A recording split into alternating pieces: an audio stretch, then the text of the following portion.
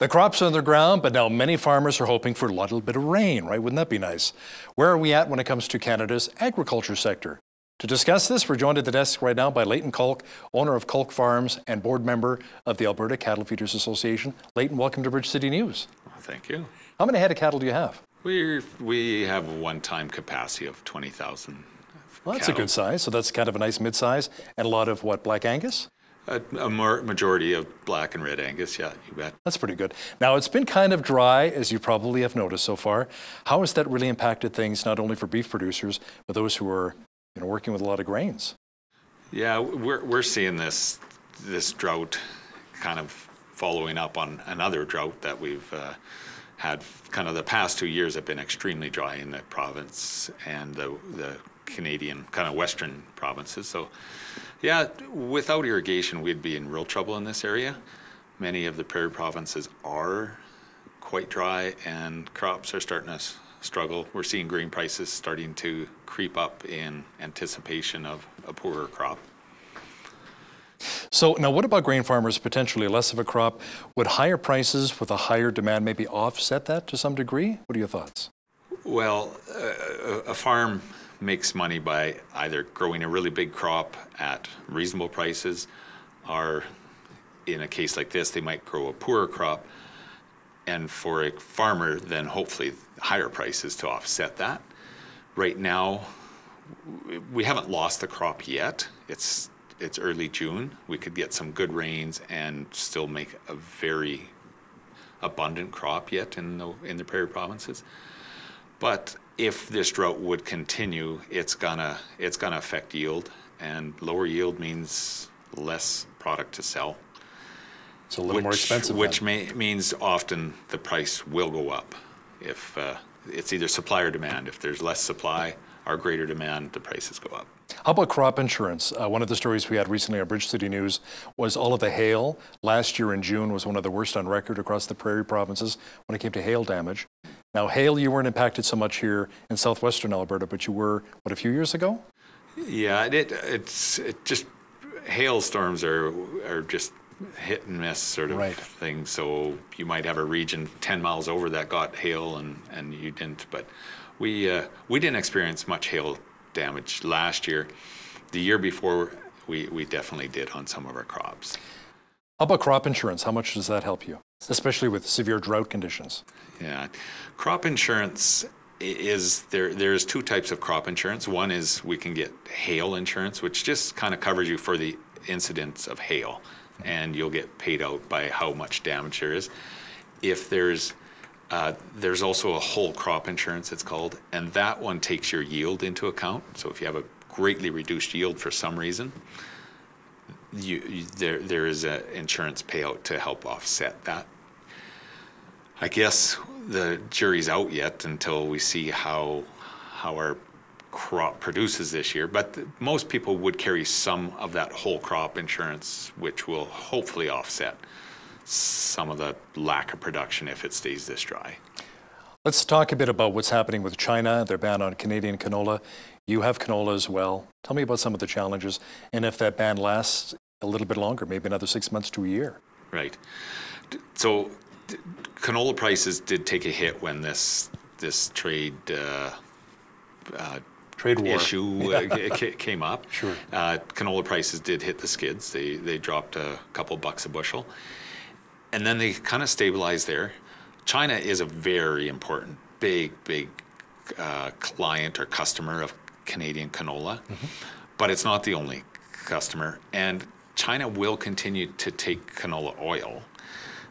So it's not a complete disaster, but the longer it goes on, the more product kind of gets backed up in Canadian farmers' bins. They're not able to sell it, or not able to sell it for the price they need to break even or profit from.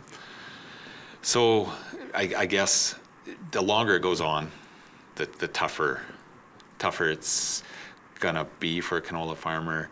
On the other hand, processors in Canada may benefit from that because they will crush more oil, they'll crush it faster, and be able to sell the oil to China and other countries. Yeah, let me ask you about that then, Leighton. What are some of the other options for canola farmers?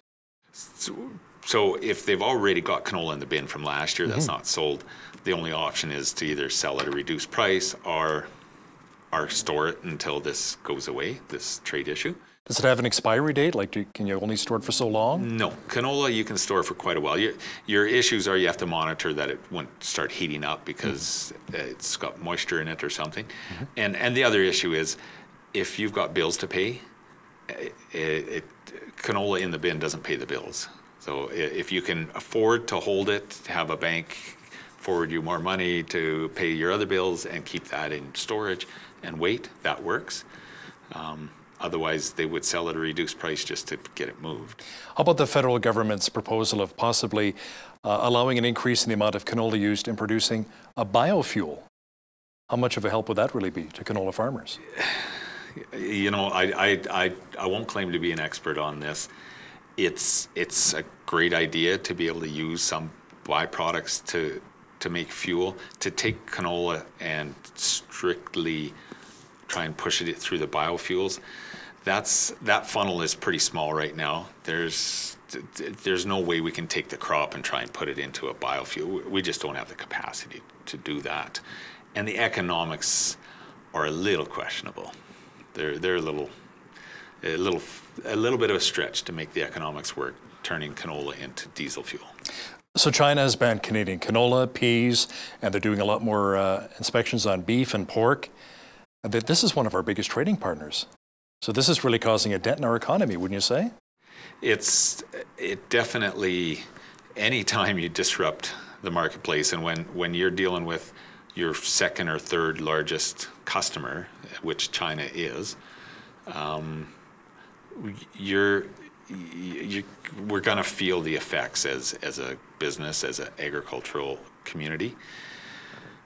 The pork, having said that, pork is still moving. It's just under greater scrutiny and reduced speed of commerce. Beef has not been affected, but it's a cloud on the horizon for sure. Canola, as we talked about, is slowed down considerably. How will it affect it? These things just take time to kind of get back to the ledger on the profit loss side of the ledger, but we are feeling it, and the agricultural community will feel the pain. An Alberta contingent went to Seoul, South Korea, and Tokyo, Japan, to look at possibly other markets. We could bring our beef, our pork, our canola to. What are your thoughts on that? Well, anytime you can take dependency off of one market. So America is still our biggest market. Right. China is our number 2, number 3, depending which products we're talking about. Whenever we can kind of spread your customer base, widen it out, it reduces some risk. So you're not reliant just on China or just on U.S. Don't put all your eggs in one basket, right? There you go. There's a good farm analogy right there. But what about the carbon tax? Jason Kenney, our premier, has promised, he delivered. He's repealed the provincial carbon tax, waiting for the federal one to kick in now. But how much is that helping profits for you? I guess it just happened, so I have no sense of measurement yet, other than it's reduced some of our fuel costs right up front, as with anybody else. So we have transportation costs, we have semis, tractors, trucks on the road all the time. So there is a small benefit from that. I could see possibly some benefit from electrical, natural gas reductions as we get back into winter or into heavy pumping season for irrigation. Because even though there's not a carbon tax on electricity, we know darn well that it has caused the electrical price to go up because some of the issues around coal burning and emissions. So will we save some money? Possibly. It's not the large part of our sort of income expense statement, but I guess it will have a small effect, yeah. I've noticed that there's an increase in popularity right now with veggie burgers. The almost beef, almost meat, right? And right, yeah, that's one of sure, whatever you want to call it, right? So how do you handle that? How do you deal with that? I guess I would say choice a consumer likes choice. If they want choice, I guess give them choice. The Beyond Meat, the plant-based burger that we hear about, some of that marketplace will be actually to a whole new market, which is people that don't presently eat burgers made out of real beef. So that marketplace won't really affect beef sales, in my opinion. It may help McDonald's or A&W or whatever, but what it might affect is where do we go in the future? Does meat get a percentage of it get replaced by veggie, burger, plant-based? But I suppose it's something we better keep our eye on as a beef industry. But it's still hard it's hard to enjoy fake meat when you've had the real stuff. You know, it's just. Well, I'm a big believer. I love my steak. I got to tell you, my barbecued steak. Leighton, let me ask you, how are beef farmers really responding to recent consumer demand for hormone-free and antibiotic-free beef? So that's a bit of a misconceived concept already, right there. There's no such thing as hormone-free. There's no such edible product on earth that's hormone-free, because hormones is used in everything. Hormones is how plants grow. It's how biological systems work, how cells divide. Hormones are always present. So an antibiotic-free, that's another one. There is no antibiotics in meat sold in Alberta or in Canada or in North America. For that part, I would hope the world. So I've seen a certain fast food restaurant, that's been their big part of their marketing and advertising. We have antibiotic-free beef, you know, antibiotic-free beef, and I'm like, wait a minute, isn't that with all beef producers, antibiotic-free? Yeah. So that good point. It is antibiotic-free, and there's no such thing as hormone-free. Now, raised without any use of antibiotics or raised without any use of additional hormone, I guess that's a claim. There again, it's a choice a consumer can make. Does it change the safety of the food or the value of the food or the health benefits? No. There's no measurable way to tell the difference. So it really comes down to if a consumer has a certain choice that they think they can vote with their wallet, then they're allowed to do that, I guess. How can you put our viewers' minds at ease with the potential of a mad cow disease? We don't have to be as concerned about that now. Yeah, like a thing like BSE is was a we've learned a lot from that, and there's been just a staggering amount of food safety rules put in place from 2003 when we discovered one in Canada.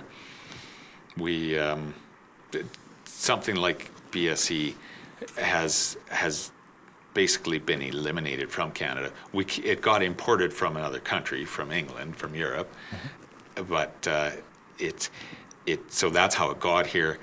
We definitely didn't see it run out of control here. We found a few cases of it. But the rules in place today, basically banning all meat and bone meal, blood meal used in any beef production, has basically eliminated any chance of that moving forward or happening again. Right. Cannabis became legal, recreational use cannabis, last October, and multi-billion-dollar empire. Now it's huge. You can't stop it.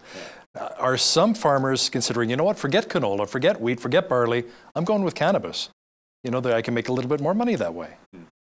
Have you heard any of that? I don't know of anybody doing that. Okay. It's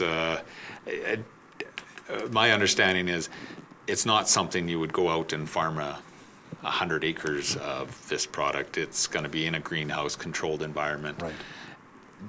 Almost more of a horticultural or a greenhouse type of business than a farm, large acre prairie provinces sort of business, I would say.